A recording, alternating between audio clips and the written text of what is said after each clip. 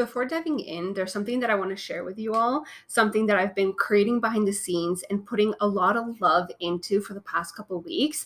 And I am now so excited to be able to finally release it slash announce it with all of you.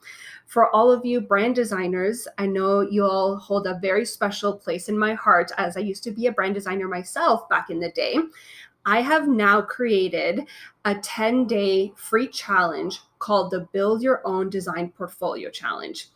This is going to help you completely revamp your portfolio and fill it with passion projects that are going to attract paying clients. Because I know a lot of you have not touched your portfolio in so damn long. It literally has been sitting there. And when you look at it, it comes a time where you're like, ugh, like I hate my portfolio, and you don't even want to show it to potential clients because on some level, even though the portfolio is amazing, because come on, you're talented, you have grown so much that you've outgrown that portfolio. And to some extent, you feel like that portfolio, it is complete garbage and you're embarrassed by it. It just does not align with the types of businesses that you want to work with, whether it's a jewelry boutique or a vintage clothing store or somebody that is more purpose driven and has this like really powerful mission. You want to work with more of those businesses. So it is time to toss that old dinky portfolio aside and build something that is going to be more aligned with how you want to grow your business, to build a portfolio that is actually injected with brand strategy so that it elicits an emotional response from those dream clients, from those people that you're just dying to work with, so that they go ahead and start inquiring. The coolest part about this 10-day challenge is that, yes, it's all free. Duh, probably one of the best parts, but no. We're going to leverage this challenge in order to start selling, in order to start attracting paying clients right on the spot. So if you're just as excited as I am to ditch your old portfolio, create a new one that actually works for you, sign up right now on the website. I can't wait to see you inside.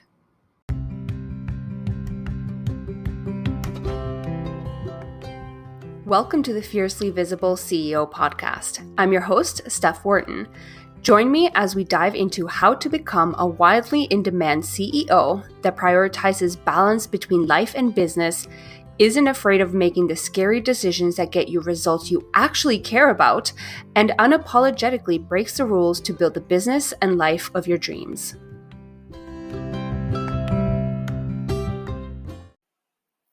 I'm going to cover a topic that I know some of you are going to be very scared about because you've considered it, but you haven't necessarily done the deep dive. Something has held you back. And that is the entire concept around niching down in your business. It is about specificity as a business owner. Now, I say specificity because sometimes when we talk about niching down, a lot of people, what they tend to associate with that term is essentially putting yourself in a box. It means to some of you that you can only work with a specific set of people, of clients, of customers. It means that now you got to create everything to them. You got to cater to them, and you're closing yourself off to all this potential of other clients who may not identify as your target audience, who may not qualify as your niche, whether I don't want to do a crazy deep dive into what niching actually looks like, but just to give you a bit of an idea, let's say you choose to niche your business down, your target audience, into a specific industry. So you're going to cater to, let's say, the health and wellness space.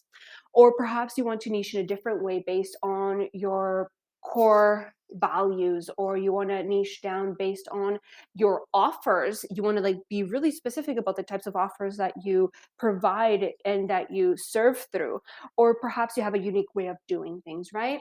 So essentially niching down, what it does is that it helps you stand out because you're not just catering to everybody. You're not catering / speaking to the masses. You are now speaking to somebody very, very specific, and your offers are going to reflect that. Your marketing, your content's going to reflect that.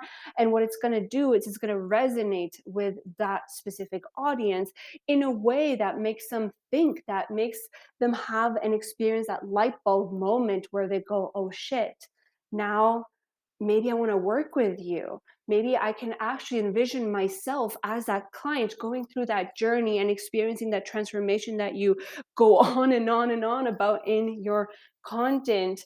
And that is why it's so powerful, is because they can envision themselves as your client. It's because they can envision themselves as having reached that goal, that milestone, that next level that they've been dreaming of, but they've been struggling to reach and to arrive at so far. But with your help, with your solution, with your offers, they can get a step closer, if not to the end of the finish line. But let's come back down to specificity. So the reason a lot of people get scared about this is because it has this kind of feeling, or this implied notion that now you can only cater to those people. But let's be perfectly honest. You run your own business, you call the shots, you can actually go ahead and take other clients. You don't have to only work with that specific target audience. But what being specific with that audience does is it helps you understand them. It helps you know exactly who they are, and it helps you model all of your content and your marketing to that specific person, to the journey they're experiencing, to the struggles, to the pain, but also in a more empowering way to the solutions and the transformations that they're looking for.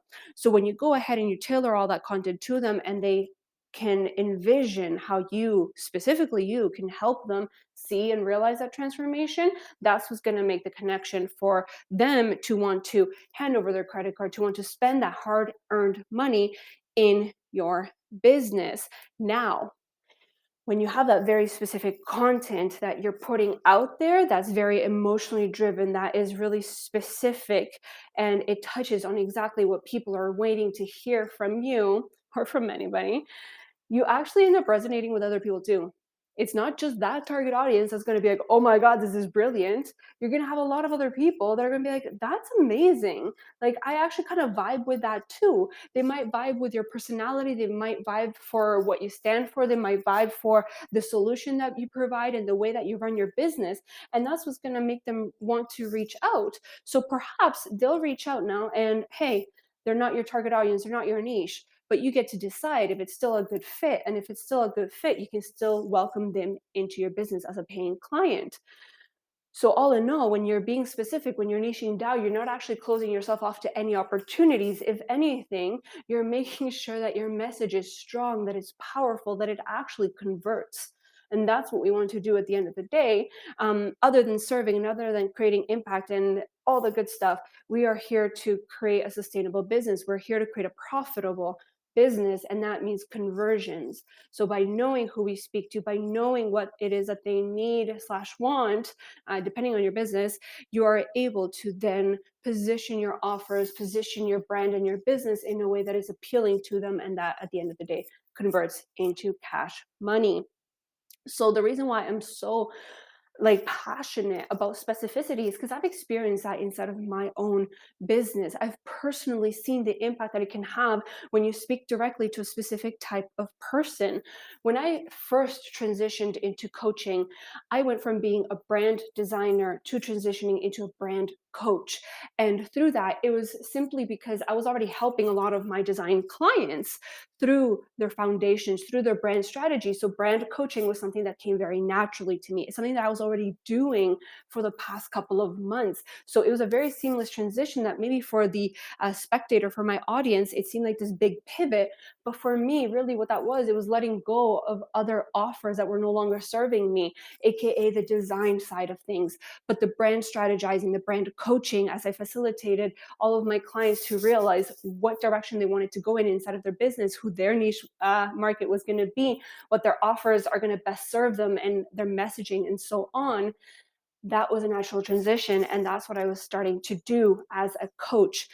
But when I went on and transitioned from that into specifically being a coach for designers, that is what spoke to so many people. Not only because they had already seen my journey and they already knew that I was somebody that could really resonate and understand what all these other designers were going through, but they could also really resonate with that super simple and albeit like boring title that was Coach for Designers. The coolest freaking part is that being specific like that and just being really clear about what it is that you do and who it is that you help is that it allows you to attract so many cool freaking opportunities. It is not just the clients, like, don't get me wrong. I got booked out with designers as clients inside of my coaching business within 2 seconds. Like, I think I pivoted officially in May, and I had my first quote unquote like out of the blue application that came in. I didn't even know this person, but it came in automatically because they resonated with my content. They resonated with what it is that I did, being a coach for designers with design experience. And they went through, they applied. We had, I believe I did sales calls at the time, not just sales in the DMs, but in any case, we had a sales call and it converted automatically. My first client, then I had another one and another one. And all of a sudden, I was happily booked out in my coaching business. So, on top of that, other leaders in the online space started to recognize me as a leader, such as themselves, because they could see that I had this little area of expertise, this kind of zone of genius, if you will, which was essentially helping other designers land more clients inside of their business. So, within a span of only a couple of months, like I want to say 1 month, to be perfectly honest, I think it was September of 2020, if I remember correctly. I might have to like add a little asterisk and edit that if it was like way longer than that. But in any case, it was definitely the month of September. And I had 5 different leaders in the online space. And I'm talking leaders because I'm talking about people that have big communities, people that are making a huge impact, that have been around for a while, that really inspire other designers in this case to go after their dream and build this super amazing successful business, right? So these people with like 20,000 plus followers on social media, these people who are making already 6 figures, multi 6 figures, were reaching out to me and we going, hey, like, tell me a little bit more about your business. The funny part is, at first, in one of these examples, one of these 5, I thought I was getting pitched at. Turns out they wanted to interview me in their podcast because of my expertise, because of the people that I cater to. We had a similar audience and they said, let's collaborate on this. Let's mutually share some value with all of my audience, aka 20,000 plus. And that was honestly an incredible opportunity, but it all happened because of specificity. It all happened because I was being very clear as to who I wanted to help, how I wanted to help them. So I became known as kind of like a go-to coach for designers because not only was I landing those clients, but I was being interviewed on podcasts. I was invited to manage communities. I was invited to, I'm trying to think what a couple of the other things were. This was so long ago. In any case, a couple more things like that. I think there was another podcast interview in there. In any case, both people in my community and outside of that were hiring me to help them grow their design business, but other leaders were also inviting me to participate in all these incredible opportunities, which would then, because of all that leadership and that visibility that I was kind of like building a lot of momentum with, they would spiral into other opportunities. So it just wasn't about being seen as that leader. It was about getting exposure into new communities. And then those would lead to new opportunities, more clients, et cetera, et cetera. It was this really cool snowball effect where one of the people that collaborated with in September of that year, we ended up collaborating yet again. And that actually brought in sales for both of us. So it was just such a cool experience to be able to partner up with somebody in the industry who had a similar kind of zone of genius as I did, who clearly had a very similar slash pretty much identical target audience as me. And we were able to come together, pull our resources, pull both of our heads, our knowledge, our expertise, and bring a lot of value to both our communities in different and creative ways. And that is something that I am so passionate about and so good at.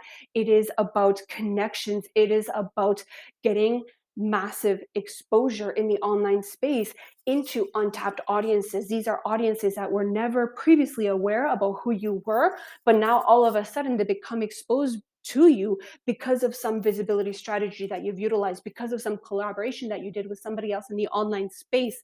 And that led to massive, not only, yes, exposure, but a sense of brand recognition where people really see you as that leader and they want to be in that energy and they want to invest in your offers and just be around that in order to move their business forward because they're inspired by you.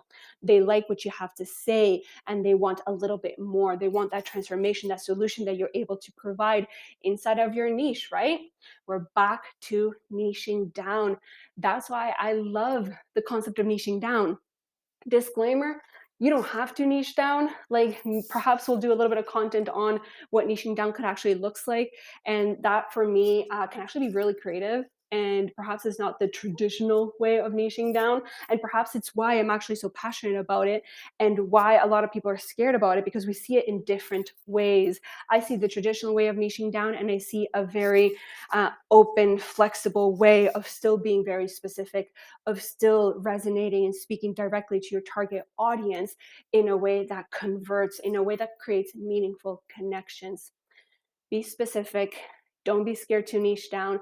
You'd be surprised at the opportunities that land in your inbox and in your DMs.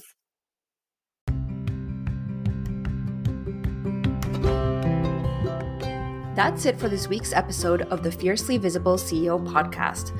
Be sure to follow us on Instagram at @StephWharton_ for more valuable content. And if you enjoyed the show, don't forget to rate and review us wherever you get your podcasts.